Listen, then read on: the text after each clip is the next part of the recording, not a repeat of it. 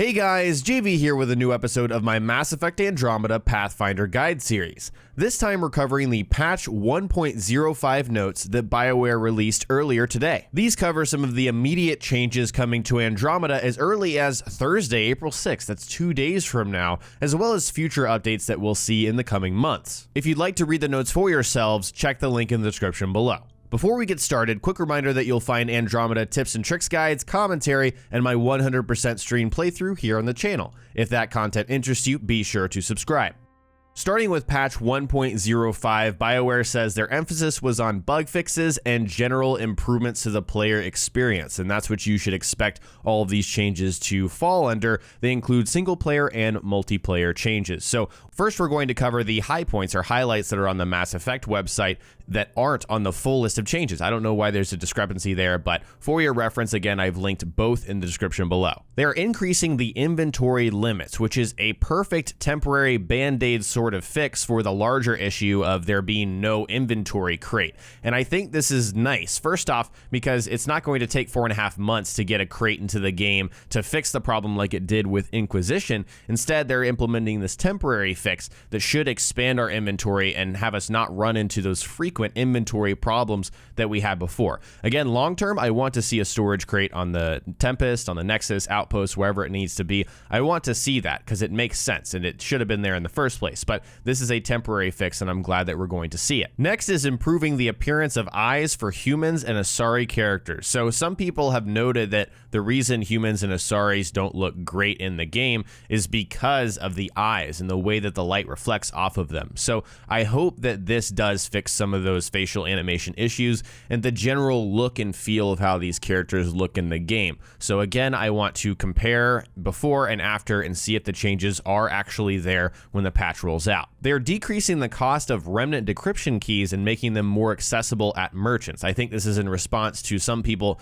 not liking the so-called Remdoku puzzles that aren't actually that hard. I understand if they're hard if you don't know how to do Sudoku or whatever. That's a learning curve that people don't want to take. So again, all for player choice. I do like that they're adding this option in there for people that want to skip those sequences. They're fixing Ryder's movements when running in zigzag patterns. I think that's odd because I've never run into that issue, and I've seen some odd complaints as well from people saying that the movement animations are not good in the game. As far as I can tell, they're much more smooth and a lot better than the original trilogy, but I haven't run into this zigzag pattern problem, so maybe that's what they're referring to. The final highlighted fix that's not on the full list that we're about to get to is improving matchmaking and latency in multiplayer. So that should be good. We'll see if those improvements actually work or not. So that's it for the highlighted ones that for some reason weren't on the full list of patch notes again. So now let's move on to the full list of patch notes which have more specific changes. First was improved tutorial placement, which I have to believe is at the very beginning of the game where they're teaching you some game mechanics. Maybe they got some feedback or saw something internally that they needed to change, so we can expect that for starting a new game. There's single player balance changes to ammo crates, armor, weapons, nomad, profiles, attacks, and progression. That is just a lot of stuff with very little detail. That's literally what they have on their patch notes. So I'm very much hoping that they add numbers or values or be a little more specific once they actually roll out the patch. So all of those things will have a little bit of balancing changes. Moving on to multiplayer balance changes, they'll make changes to weapons, cover, and enemies. And they say check back for detailed notes on balance changes. They don't say that for the single player balance changes for some odd reason, and I don't know why. They are adding the option to skip autopilot sequences in the galaxy map. This has been a popular criticism of the game. People wondering, why can't you just skip from one planet to the other? I don't want to watch this space scene over and over, which I totally get if you're trying to just scan all the planets very quickly. However, I've always thought, that this sequence was beautiful. I like to look at the beauty of the game, and I usually don't go and get all the planets in one single trip. However, I understand not everyone's like me, and I always advocate for player choice. So if the possibility is there to skip it and people want to do that, I think they should have the option to do that. So I'm glad for this change. Next is improved logic, timing, and continuity for relationships and story arcs. I think this is another extremely vague improvement here. We don't know what they mean by logic, timing, and continuity, but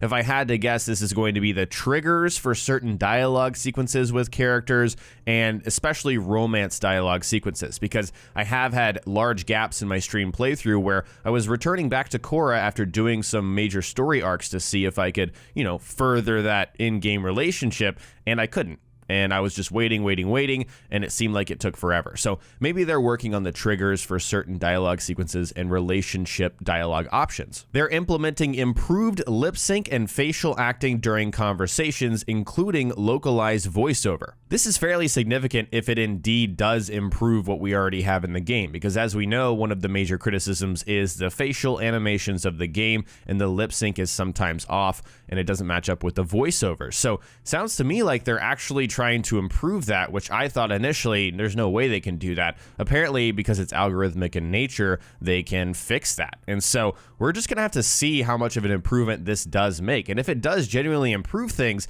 that's awesome. I plan on recording some dialogue around the Nexus and the Tempest just to see if there is a before and after change, and I'll definitely share my findings with you guys here on the channel. We will have various fixes for collision issues, and the main areas I've seen this in are in cutscenes where I'll have someone just walk straight through someone else with no issue there, and then also I'll run into NPCs who are holding an object like a data pad or a cigar, for example, and they're just floating. It doesn't make any sense. And I'm sure there are additional clipping and collision issues as well that they are going to iron out with this fix. Next, they've fixed bugs where music or voiceover wouldn't play or wasn't correct. And I think I've encountered a few of these situations and scenarios when I'm just driving around sometimes, or when I'm exploring the galaxy map sometimes, I wouldn't hear any music. It would just be dead silent, and that's definitely not a good thing. And also I'd have random, I think this has happened 1 or 2 times, I've had random voiceover play out of nowhere, just completely out of nowhere, no context whatsoever, and it wasn't even correct with the situation. And so hopefully that is a fix in there. And also it's really irritating to hear ambient dialogue from people nearby while I'm trying to have a conversation with an NPC. I hope that they are wrapping that into this change here. They fixed issues where global squad mate banter sometimes wasn't firing on UNCs. That is the uncharted worlds where you're going out and exploring in your Nomad, or on foot if you're talking about Havarl. So this is definitely an issue I've touched on the channel when I talked about my biggest issues and criticisms with the game so far. The banter just sometimes doesn't work. There's certain combinations of squad mates where it does work, others don't work and they're completely silent, and this was a bug that was in Inquisition. So I truly hope that they mean it when they're trying to fix this. I mean, seriously, I hope that we hear all of the banter that was written and recorded for the game, because if not, that is just a shame. Next up, players were sometimes unable to access Remnant console interfaces after failing decryption multiple times. This is not an issue that I ran into, but obviously that's an issue, a problem, and hopefully it is indeed fixed. Next up, they had an issue where fast travel is sometimes disabled after recruiting Drac until the player reloads a save. Again, not an issue I ran into, but I'm glad they're fixing it for others. Another specific problem people were having was with Ryder becoming stuck in the start of a biotic charge pose. And I've used biotic charge a lot in my playthrough. It's probably one of the most frequently used skills and powers that I've had so far, and I haven't run into this. So again, good change for some people. They're implementing further fixes for issues related to some saves. That is the exact language that is used. Very vague. We don't know which saves they're talking about, but I have heard about some game-breaking saves that just wipe everything,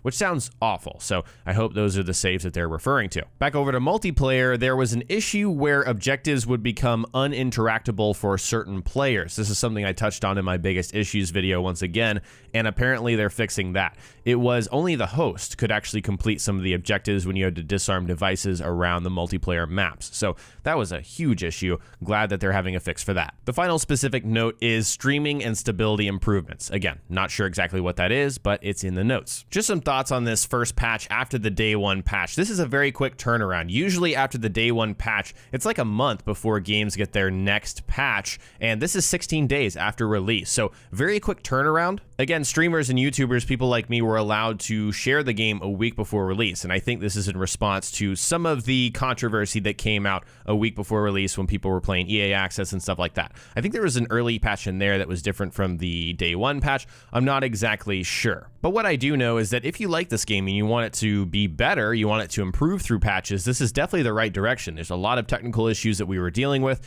even some cosmetic issues that people were complaining about since, some early copies were out and streaming was happening and all that stuff before release. Obviously, there's still a lot of work to do outside of these changes, and we're going to talk about some future changes that they outlined in their post on the website. But this is good news for you unless you're rooting for the game to fail. I want to make that point. And games improving is good for everyone, regardless of if you like the game or not. Obviously, I am not advocating for games to come out unfinished. I think this game came out in an unacceptable way, and these improvements are just fixing what should have been there in the first place. I totally understand that, but in the end, a game improving is a game improving, and that's good for everyone.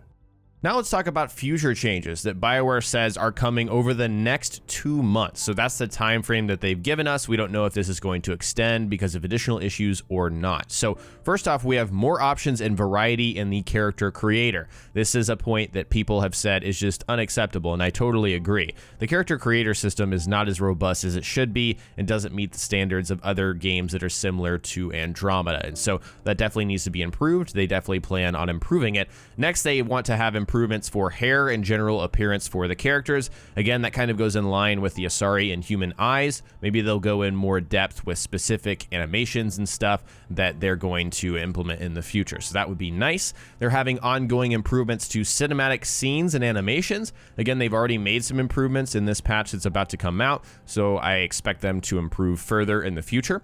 They're going to have improvements to male romance options for Scott Ryder. This one is a shocker to me. I didn't expect BioWare to come back and address this, but clearly they have been listening because this whole issue sparked controversy about the lack of male romance options for Ryder. I made a whole commentary about this issue and inclusivity and on and on. However, the problem with this is you can read it either two ways. Either this means they're going to improve existing male romance options, or they're going to expand them to the options that they apparently removed for whatever reason. People were able to dig up code to find that indeed Jal and Liam were supposed to be male romance options for the male Ryder. For whatever reason, those options didn't make it into the final product. So the issue with this line is I don't know if this means they're going to expand the options or just improve the options that are already there. In any case, it is an improvement, or so we hope. In any case, we know that BioWare is listening to those very specific concerns, and it's good that they're at least addressing it, and I hope they follow through. The final upcoming bullet-pointed change is adjustments to conversations with Hanley Abrams, which, if you're not familiar, is a transgender character in the game.